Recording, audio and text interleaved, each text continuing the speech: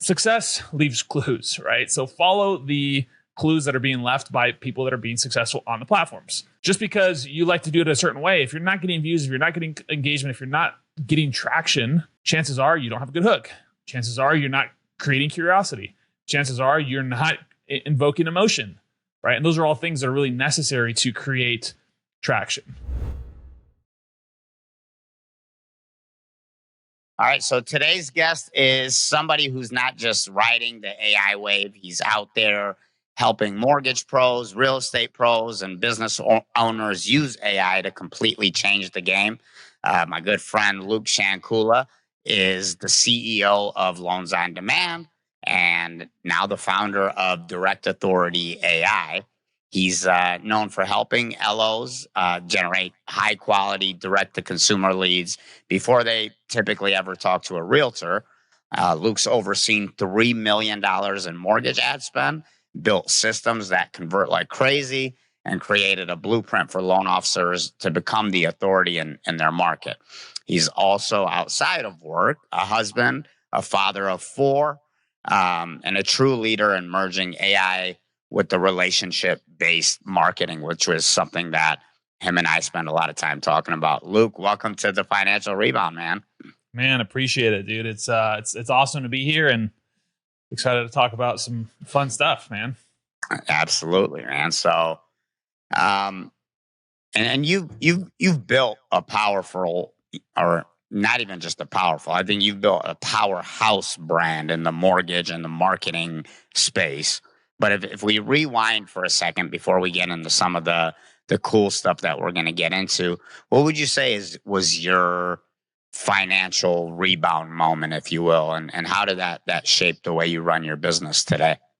Man, I mean, obviously, I've been in the game like I've been doing this probably for about 8 years now. Like January of 2017 was when I got laid off from the mortgage company I worked for. And I was like, hey, like, why can't I just do my own thing, right? Start my own business. It's going to be so easy, right? Like, there's going to be sipping martinis or whatever, not martinis, but margaritas on the beach. Who wants a martini, man? So it was like, that's kind of the vision that you get sold on when you first kind of get into, being an entrepreneur. Like, oh yeah, you're going to have all this freedom. And, the truth is, yes, you have freedom to a certain extent, but you kind of get shackled to a job, right? Which is basically a job that you created for yourself.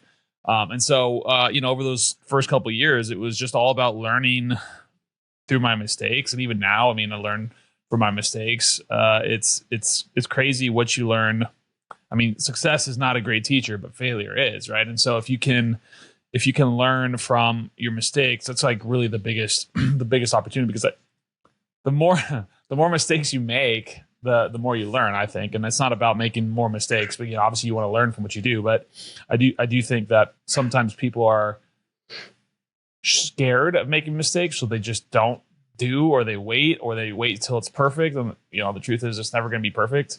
And if you're going to put something out into the world, if you're going to put an offer out into the world, or start a business, or do one of those things, you don't know how it's going to work, and you just have to go in. So I think one of those things was I think it was 2019. I had started working with insurance people, right? So I just had like a really big, growth spurt, and it was during the open enrollment for insurance, right? For health insurance. So I was like, we were crushing it. Like, and when I say I think I had like one or two, little VAs or whatever. And I went from about 80,000 in revenue to about like 14,000 in revenue in like 6 weeks. Right. And it was like, holy crap, like that came out of nowhere, because all of those people, all those mortgage, or not mortgage, but health insurance companies that were buying leads, they're like, oh, well, you know what? The season's over and the lead quality's not as good as it was during open enrollment. So we're going to wait till next year.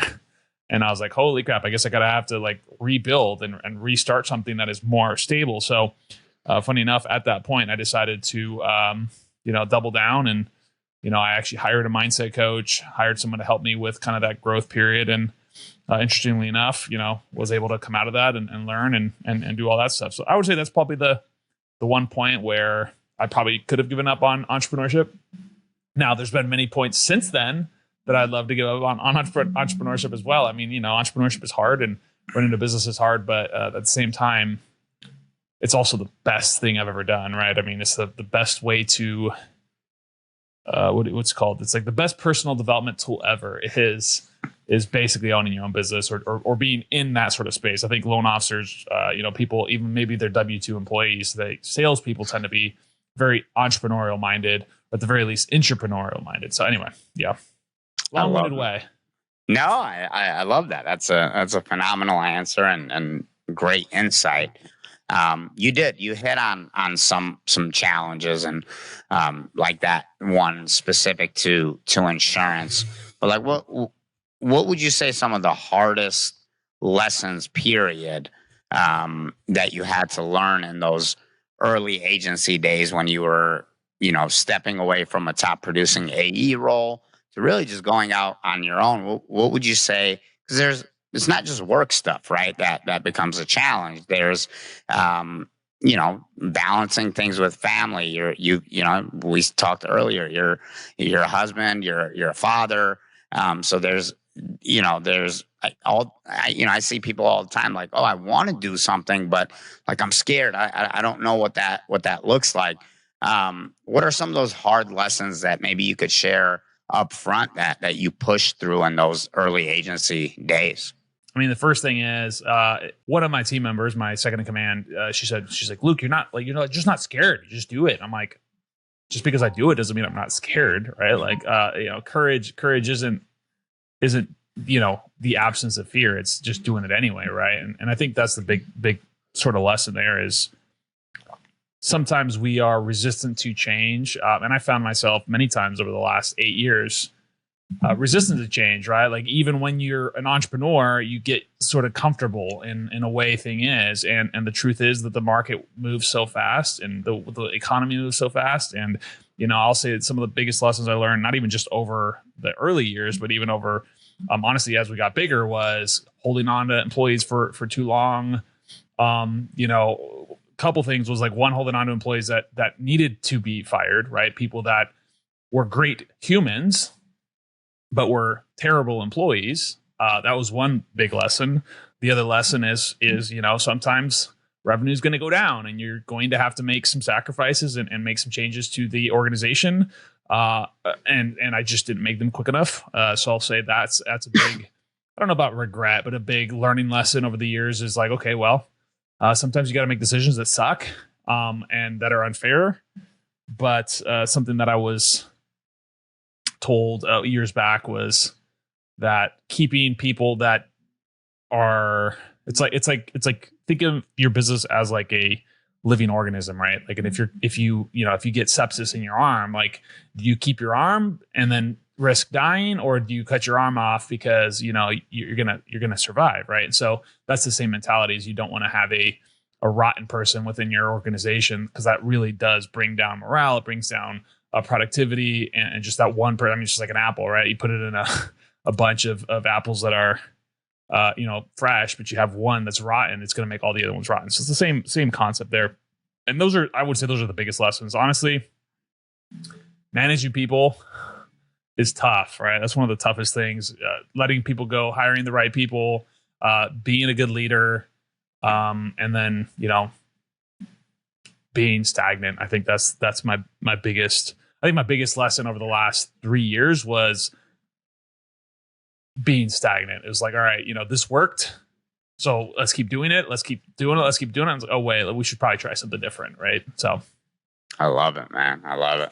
No, and thanks for sharing that. And that'll lead us into, hopefully give some encouragement to people that might be on the fence of. I see people like all the time, and I've struggled with so many times with like, man, I probably made the wrong hire here and then held on a little bit too long. And I heard something similar, like, you're doing them a disservice if you keep them, because they could be growing and thriving somewhere else. And then we're doing ourselves a disservice because it's creating, whether it's bad morale or things like that in the company. So I think that's one of the things that, and to your point, managing people is not easy. It takes, but I think that's where the personal development and all that really, one of the areas where it becomes really important, right? It's because we learn all these skills on how to manage people properly, how to empower them, how to, whether it's hire slow, fire quick, just all these little things. So,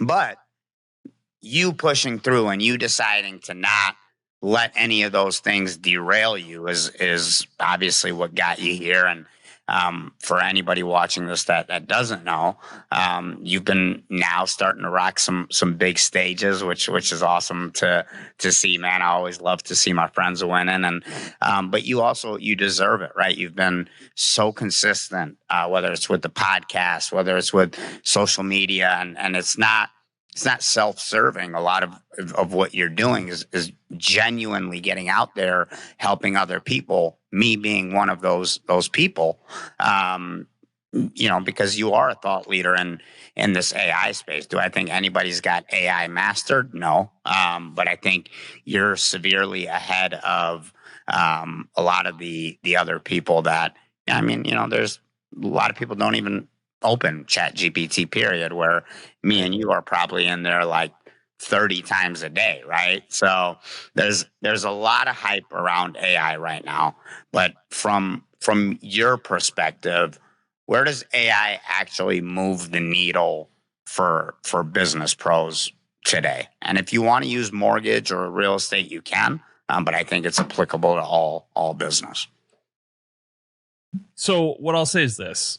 AI is like a double-edged sword, right? Because AI makes it much easier for people to put out content. It makes it much easier for people to write emails and do things, right? Like do all of the things, because you can go in there and say, hey, write me an email or write me a social post or whatever, right? But the downside to that is if you don't understand marketing, you don't understand human psychology, you don't understand, copywriting principles of like what these things should look like, people say, well, hey, it's better than nothing, right? And I actually think that that's not true. I think that you're actually hurting your reputation by putting out content that is clearly written by AI, right? Especially, if it's like clearly, it's ChatGPT, you can tell that when it's really right out of the box, right? Yeah, the M dashes is one thing, but if you at least have figured out how to format it a little better, there's not a whole bunch of emojis and hashtags, and like it doesn't like there's ways that you can do it, and it's like, okay, whatever. You have an M dash, fine, whatever.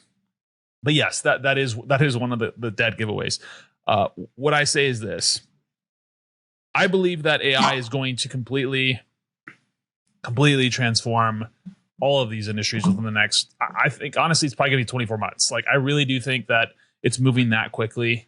I've been playing with ChatGPT since it came out.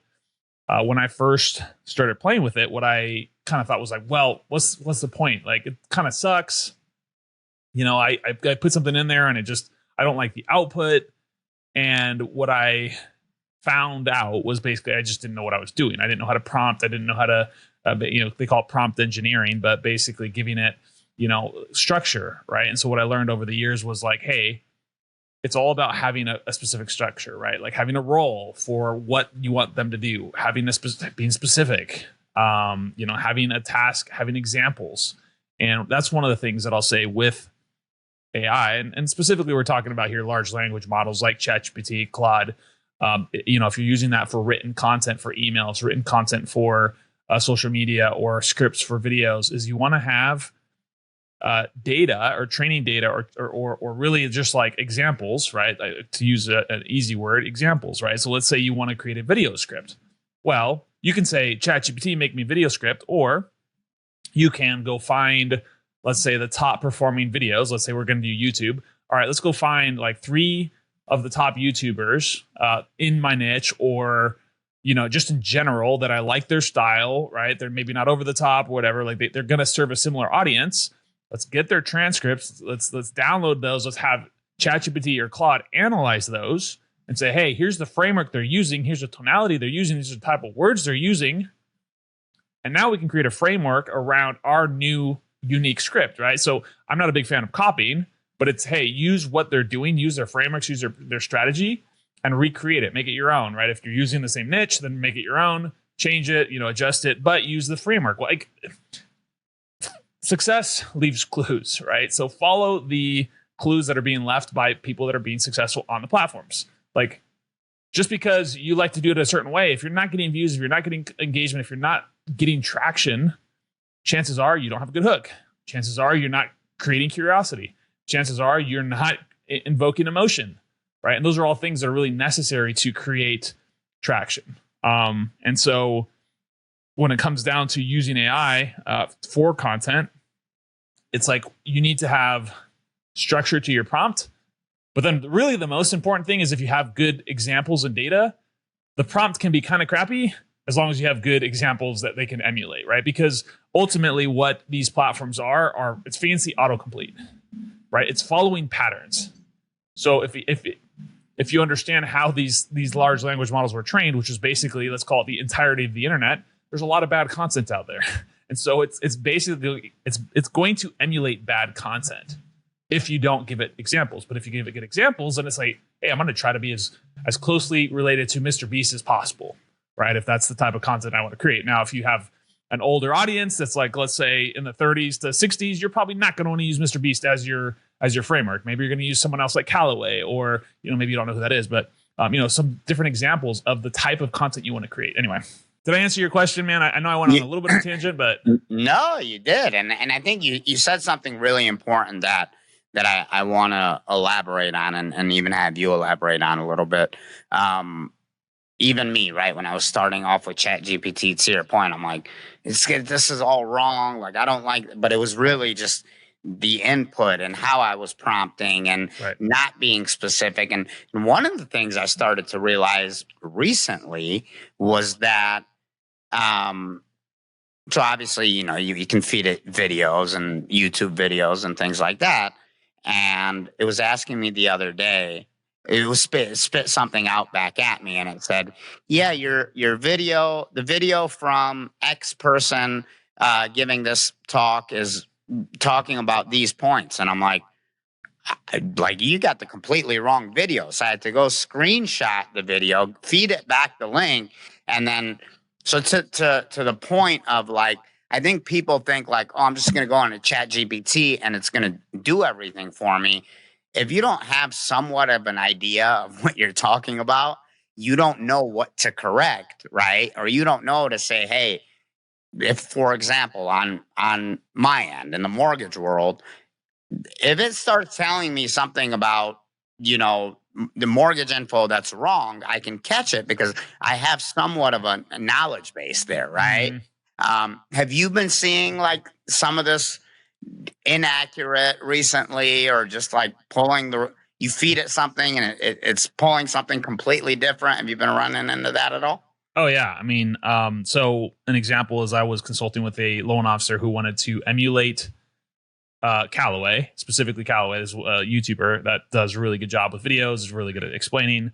But he wanted to do it for VA loans, right? And so we took a couple ideas, we fed it a bunch of Callaway transcripts, and then we're like, all right, we want to do it on this topic, right? So then I'd send them the script and they'd be like, oh yeah, this is wrong, and this is wrong, and this is wrong, and this is wrong. I'm like, this is why I'm telling you, you got to like look at these, because AI, they call it hallucinate, right? They make stuff up. Also, sometimes they're referencing data that is maybe out of date, or unfortunately, there's even sites out there on the internet right now that are up to date, supposedly, that are giving bad data. I know a buddy of mine who, that's one of the things he does for SEO purposes, is he's correcting things that he'll see on Veterans United or some of these other sites, right? Because that is, there's bad data on the internet. And so if it's referencing bad data, like you can't really fault it, because these platforms are not thinking. These platforms are, it's fancy autocomplete, right? All it's doing is it's taking the context and then it's stringing together tokens, right? And it does it very, very fast, right? So like tokens or words, it's going to put them together, and it's all it's doing is trying to guess the next best word. So it can go off on these weird tangents sometimes. And it's interesting because like some days I'll get like the perfect post the very first time I ask it. And then the next day I have to like prompt it 5 or 6 or 7 times to get what I want. So I don't know if like there's some ups and downs in the algorithms, or if it's just, I don't know, having a good day, having a bad day, or if it's just, hey, you know what, like for whatever reason, it just guessed better. But yes, there is that to take into account. And I agree. I think using AI as a way to create fake authority is BS.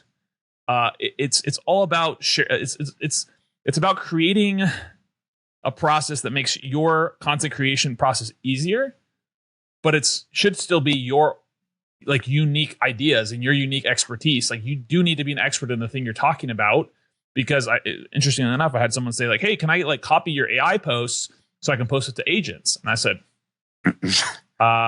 you should probably be an expert in the thing you want to post about if you want to post about it, because guess what's going to happen? Someone's going to be like, "Oh, that's really cool. Like, tell me about that." Right. And you're going to be like, "Oh, yeah, let me go check with Luke real quick." Like, I mean, that's just doesn't make sense, right? Like, don't try to automate your expertise, because you will be caught up on that. I love that. That's such a valid point. What would you say? So obviously now you're teaching the direct authority strategy, and I had the pleasure of being on the first launch call, which was great. Let's say for loan officers specifically, because I know there's a lot of them watching this podcast or will be watching this podcast. What's a great way for them to build authority, on real authority online, right? They have. Let's preface this question with they are already an expert in something. So, what would be the best way for them to build a real brand authority online?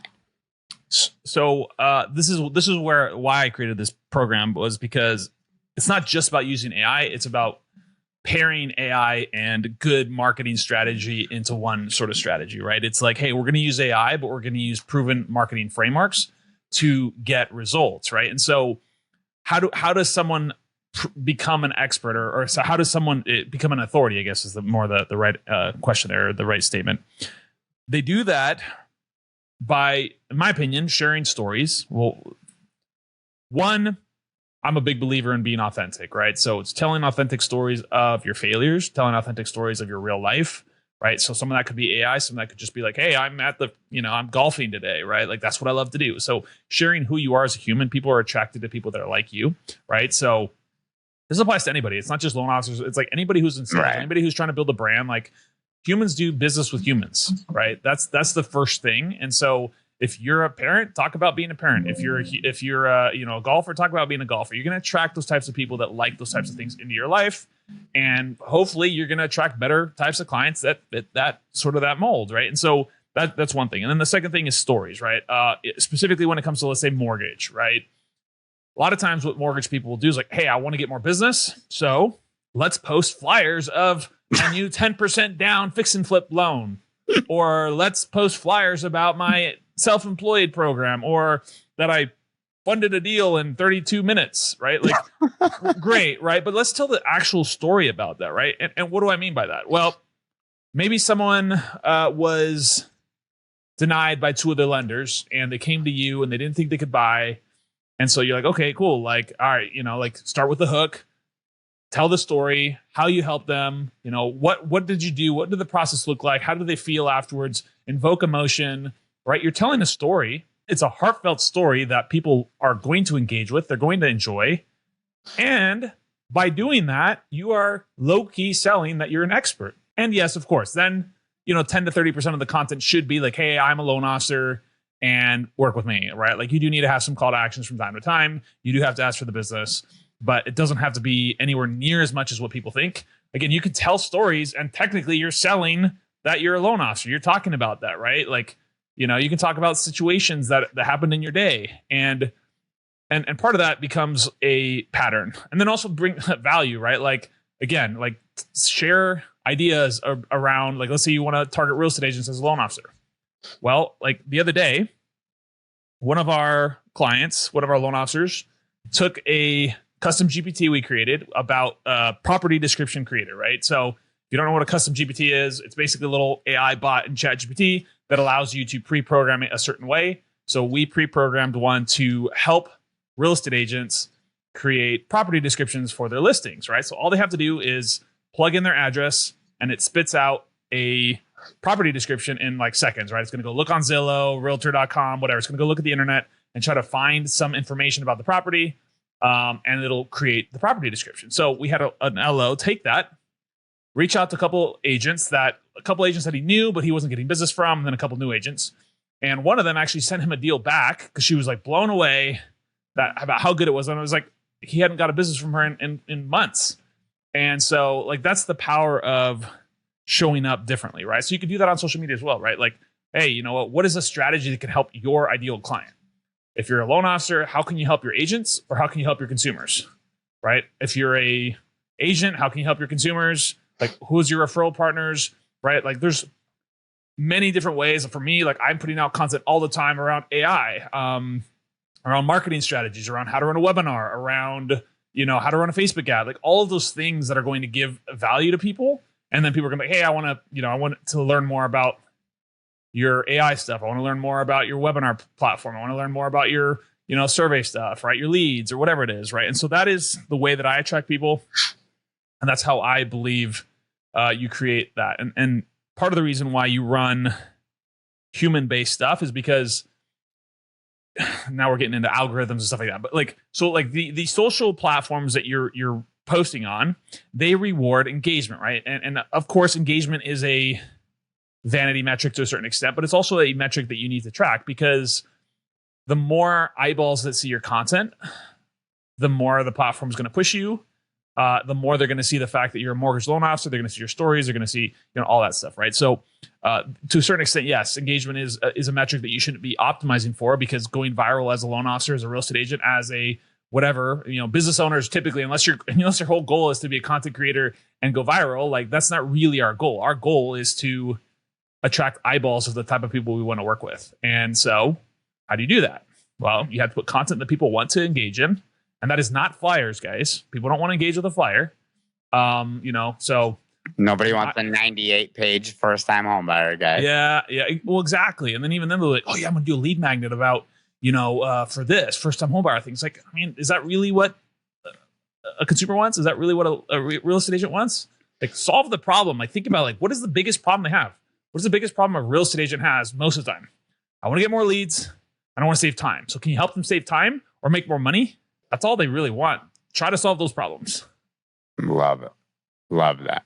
Like, when I look at my chat GPT, and this part kind of speaks really just to the general public, maybe somebody who's never even used chat GPT before. Without me even knowing, I'm going to venture to say that, tell me if I'm wrong, but I would venture to say you probably haven't used Google search in at least 90 days versus, like, my default to go search something is ChatGPT.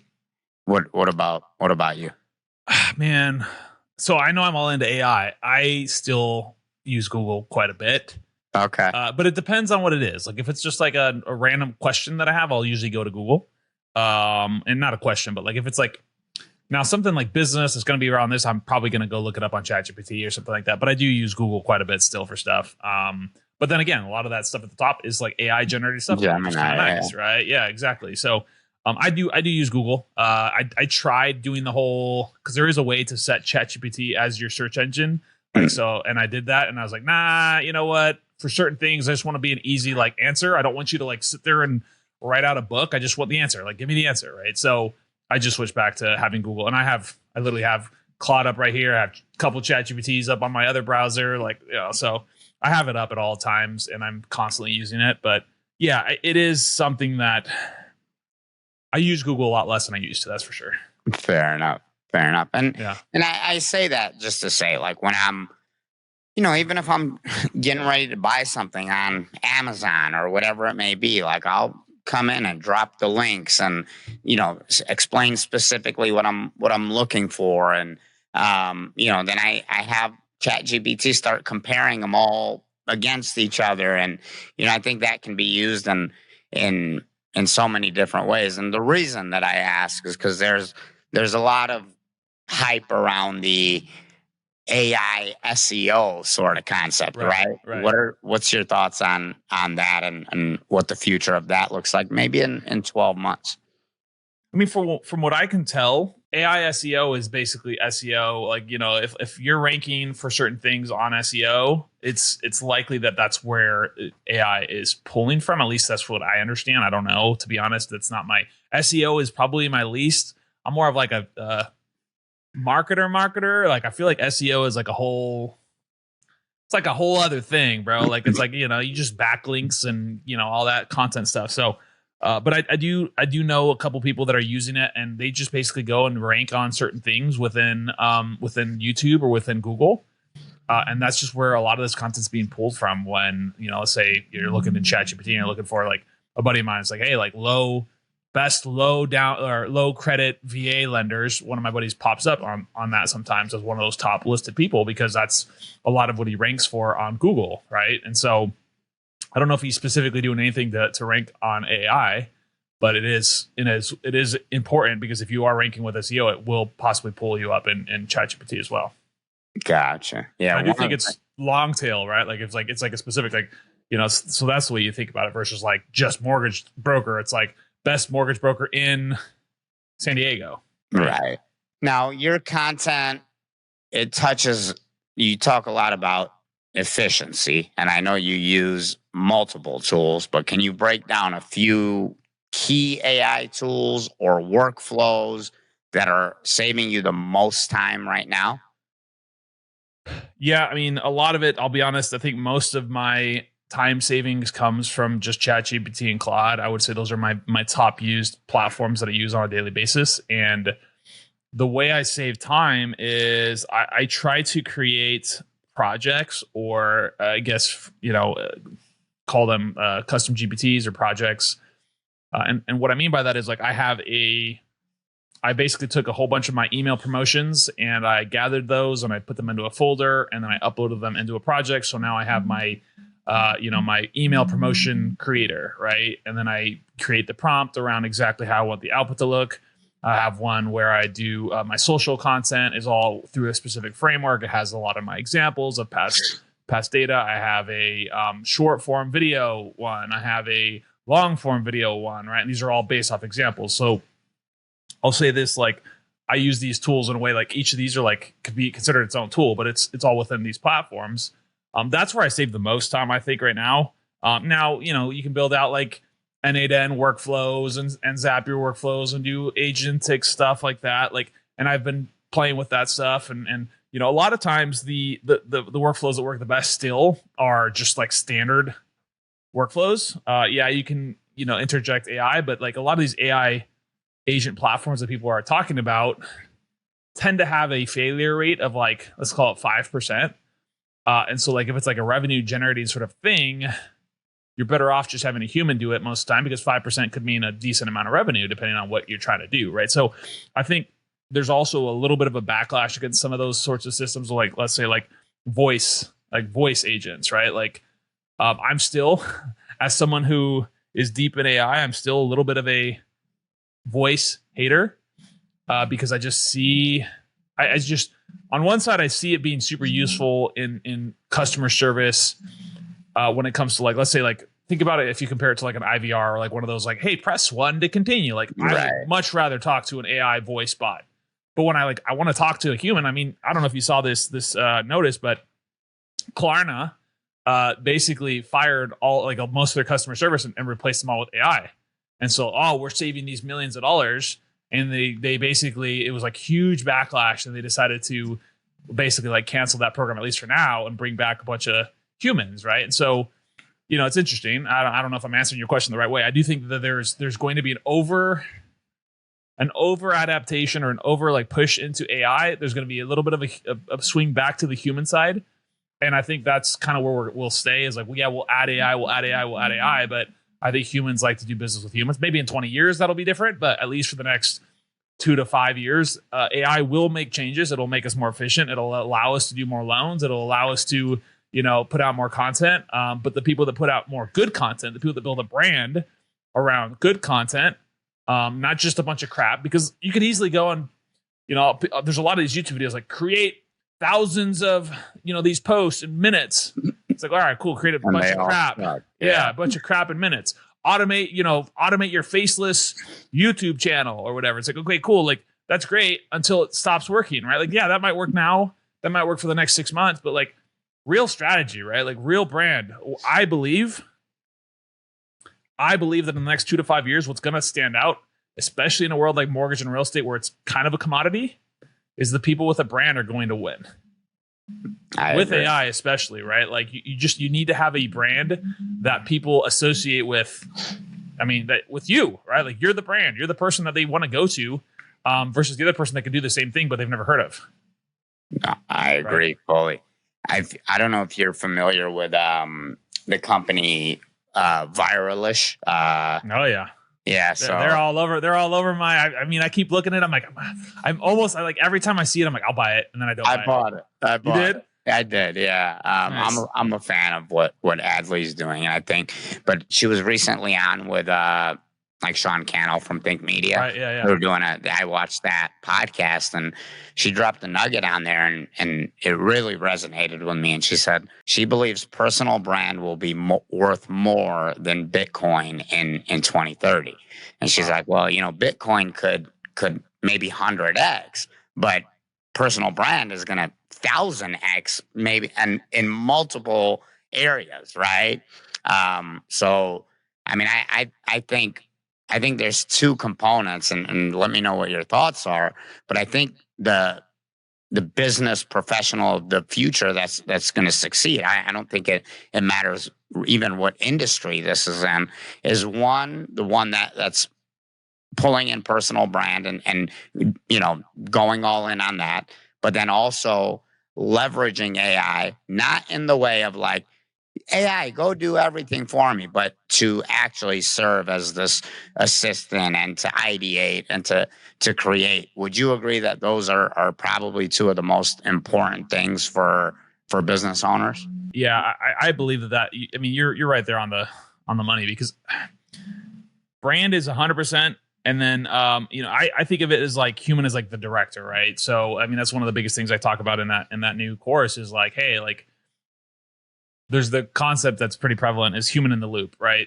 If you're just trying to just spit out a bunch of content, you can, right? Like you can have a workflow that goes, does the research, finds what's viral, takes it, rewrites it, creates the content and posts it for you. Or you could just have a human that's like, hey, let's just verify before we post that this is good content, right? Because again, these algorithms, at least right now, don't know what's good, right? They don't understand in the sense that humans do. Like we just inherently know, or we have like this intuition that at least right now, these AI models don't, right? These AI platforms are, again, fancy autocomplete, right? All they're doing is they're emulating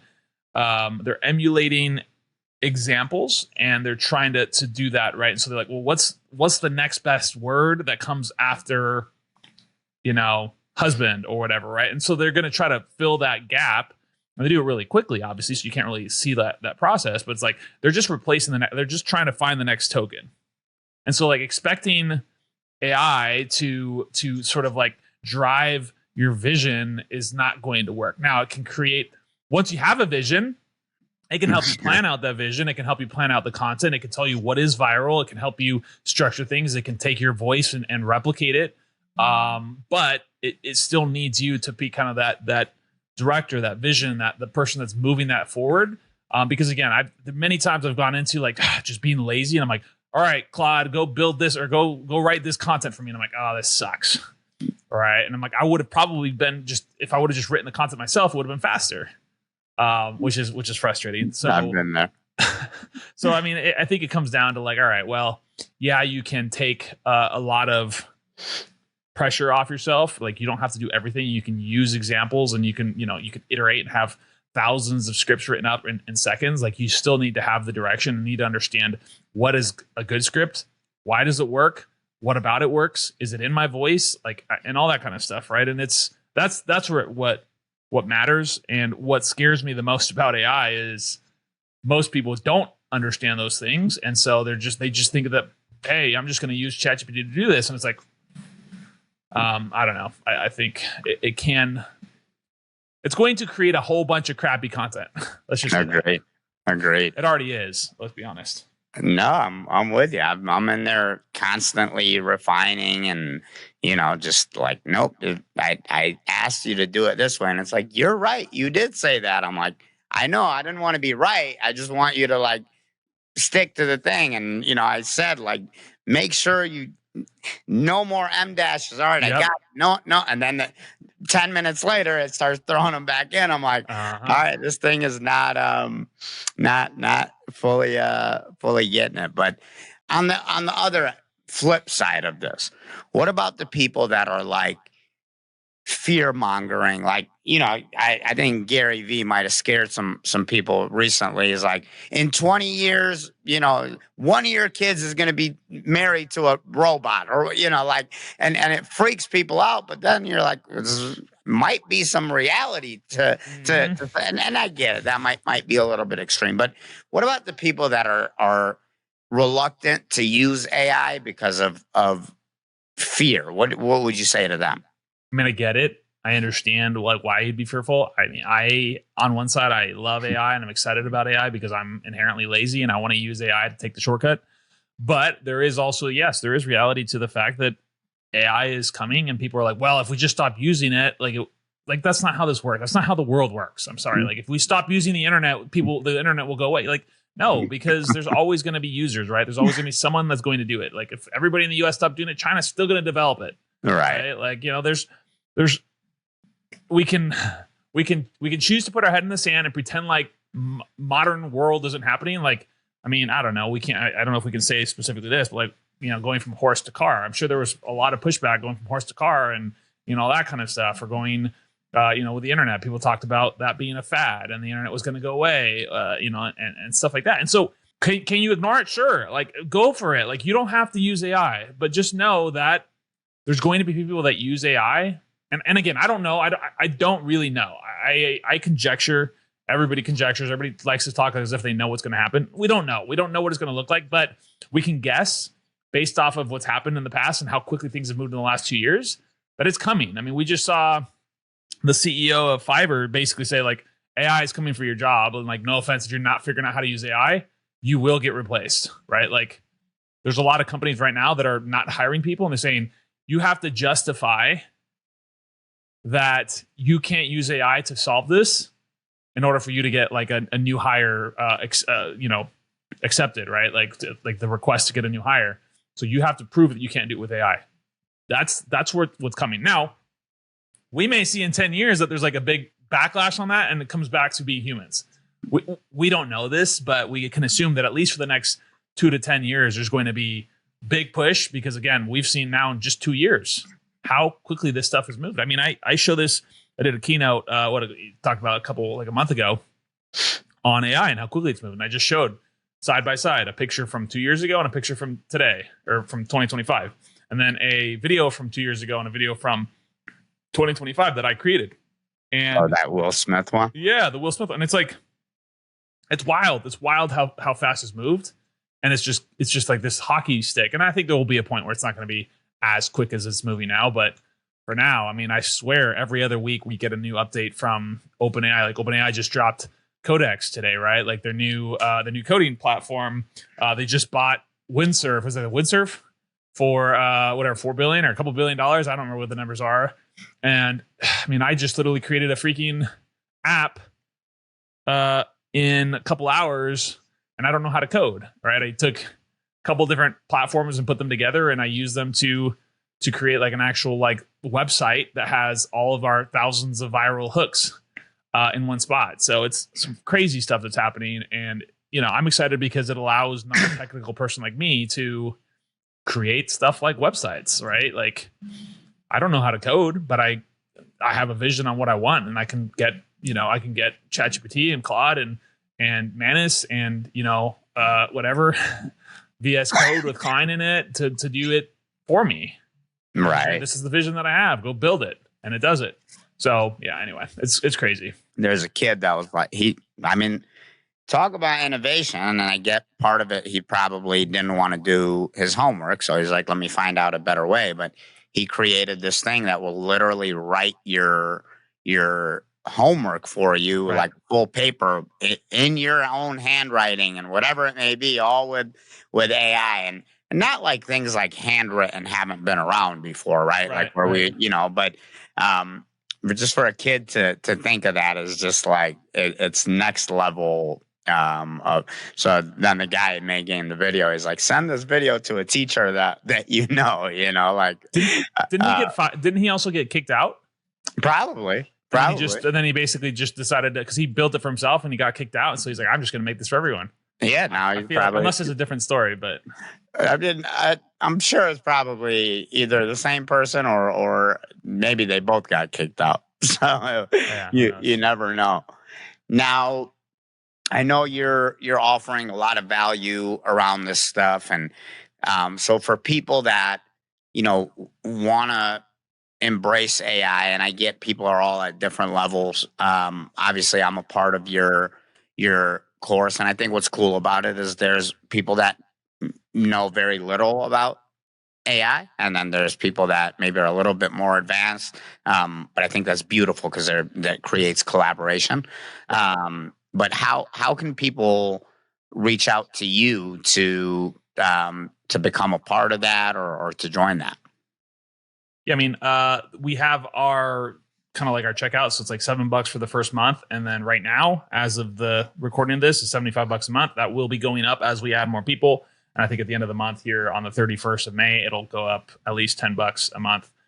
That's kind of our founders launch, but yeah, if they want to join, I mean, you can go find me on Facebook. The link isn't super easy to say out loud here, so I can go ahead and drop it, but it's da.loansonaman.co/DAAI. I should probably have like a nicer code, but I can send you the link and drop it in there. But yeah, I mean, we have, I mean, it's super simple. It's a great platform. I mean, we're just trying to create a community and a collaboration where, you can come in and you can ask your questions and have different levels. And so we'll have a lot of advanced training, but also some of the more rudimentary fundamentals of like how to use ChatGPT, how to create a custom GPT, how to create a Claude project, and how to, do that type of stuff. But then also, how to build a end-to-end workflow that has, automations and AI and kind of like an AI agent type of a thing. So, yeah, I don't know if that answered your question, but yeah, there's a Direct Authority AI is the community name. And I have a link and we'll have it here in the show notes, wherever. And is Facebook the best place for people to find you?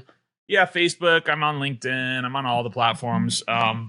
Mainly Facebook is kind of like my main platform, but I am really trying to get into LinkedIn quite a bit more. Instagram, I still got to work on. I post, if I do videos, I typically post on all of them. I actually just bought a little program around just like social media about like being more consistent with it. So I'll try to implement some of those strategies across all the different platforms. But basically, it sounds like they're like, don't be too crazy. Just post across all the platforms. You don't have to like really get too crazy at the beginning. And I do post a lot. So yeah, I have a lot of content on there that's free too. That's, I think, valuable. I don't know.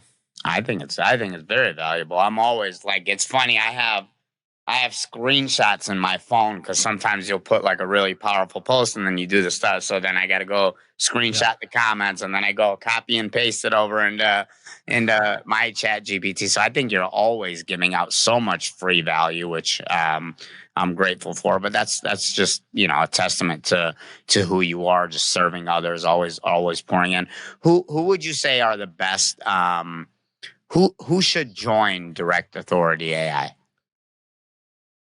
I mean, I would say if you're like super hyper advanced, you probably don't want to be in there. But because, I mean, we'll talk about some of that stuff, but it's not going to be the core of it. But anybody who's like just getting started, has a little bit of experience, maybe they're using ChatGPT, I would say you should be a little bit techie, but at the same time, like, even if you're not techie, come in, we'll help you. We'll do our best I can to help you, even if you're not super techie. But really, anybody that wants to use AI for marketing, right? Like that's the main focus that we're going to have in there is marketing, right? We'll talk about automations, we'll talk about some of that stuff, but the main focus is like, how do you create content? How do you use AI to sound like you, to create content that works, stuff like that, right? If that makes sense. But I mean, even like I would, I'm by no means would I call myself an expert, but I would say I'm fairly advanced in Chat GPT, but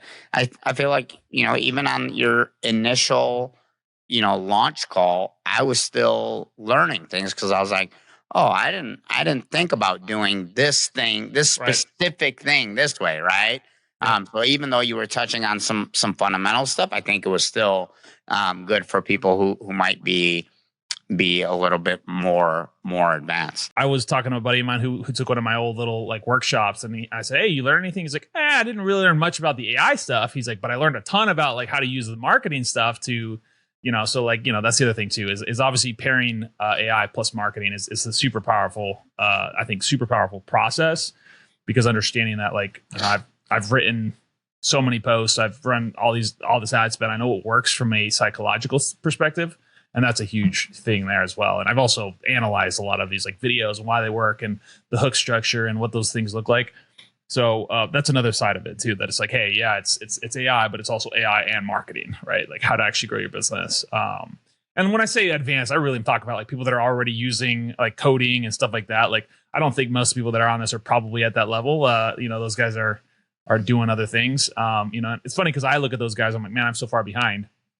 But then when I talk to the average person, I'm like, oh, I'm like 99 percentile. There's just the 1% of people that are just, they were developers and they've been using AI for years and stuff like that. And they know how to like sell posts and whatever, like all that kind of stuff. That's really what I meant for like super, like hyper advanced people. Gotcha. Yeah. The people that we're trying to learn from. Right. Yeah. No, I buy stuff all the time from people too. Cause I'm like, hey, like maybe I'll learn something new about how to prompt. Maybe I'll learn something new about how to like feed information, right? There's a lot of cool things that I'll learn from other people as well. 100%, man. So to wrap, if everyone listening to this could remember only one thing about using AI to build a business, what would that one thing be? The quality of your inputs is more important than anything, right? So what I mean by that is prompting. What I mean by that is the examples that you're emulating. Those are going to be more important. The clarity and conciseness of what you give it as well, right? Because I think sometimes people do like write a post about X. Okay, great. Write a post, but instead it could be like write a post about X that talks about X, Y, Z, that does X, that like, in this perspective, with this tone of voice, with this, like, that's how it needs to be. It's like, this is a clear, like, think about this as ChatGPT is like your junior assistant that just came in, has no idea about anything. Like, they know a lot of things, but they know nothing about you, what you want, how you want it to sound, what you want it to look like, right? Like, pretend like you're talking to a human. If you talk to it like a human, you're gonna get much better outputs than if you think like, oh, it's gonna read my mind. It doesn't read your mind. I'm sorry, it doesn't. and I've fallen into that trap many times, by the way. 100%. No, that's such a that's a powerful way of thinking about it, and it does. Like sometimes I'm like, why didn't it understand what I was doing? I'm like, oh, because I was expecting it to know that I speak at 165 words per minute, or all these little specifics that could. Because when somebody like, give me a 30-second video, well, maybe a 30-second video for me and you is a 60-second or 40-second, 45-second video for somebody who might talk a little bit slower than you or I do, right? So, no, that's such a powerful thing to leave everybody with. So, yeah, man, I thank you so much for jumping on with me. Obviously, I had the pleasure of jumping on your podcast. So if people don't know, they can find that, which is the Loans on Demand podcast. Right. And I think you're on Apple, Spotify, YouTube. I think you're everywhere with that. And,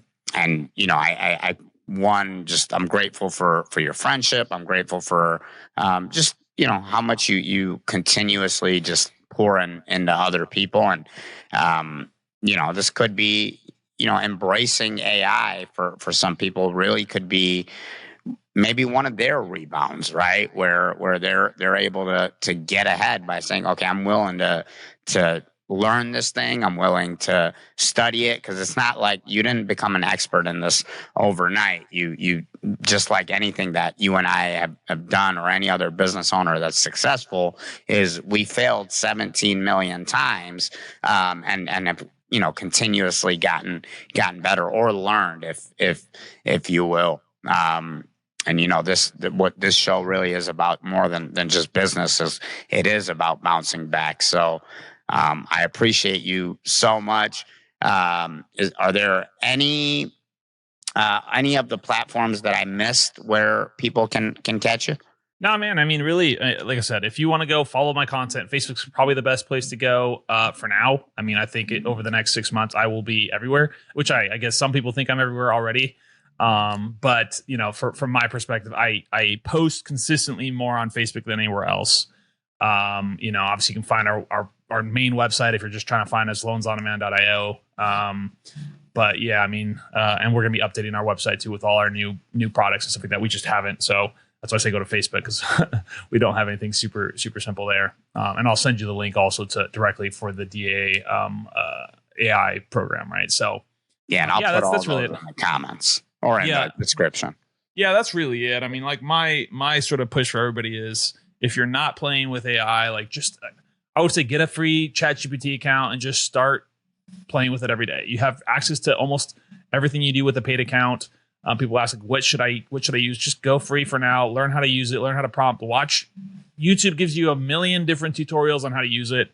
Just start to use it. Start to ask questions. Start to try it, and get comfortable with it, and then you move on from there. I don't think you need to go crazy. Like, there's very easy to get overwhelmed in this world of AI, and I get overwhelmed because I swear every day there's a new announcement about a new product or a new thing, and I'm like, I've been pretty good about sticking to ChatGPT and Claude. Yes, there's Gemini. Yes, there's Grok. Yes, there's these other things. I'm like, I got stuck on these early, and like that's just what I know backwards and forwards. So I spend the majority of my time in those platforms. Now I will be doing reviews on those. I will be messing with those more as we kind of move further into this program. But I think it's coming up with like, what is the platform that does the thing you want to do the most? The reason I like Claude the most is because it creates social content that sounds human, best out of all of the other platforms.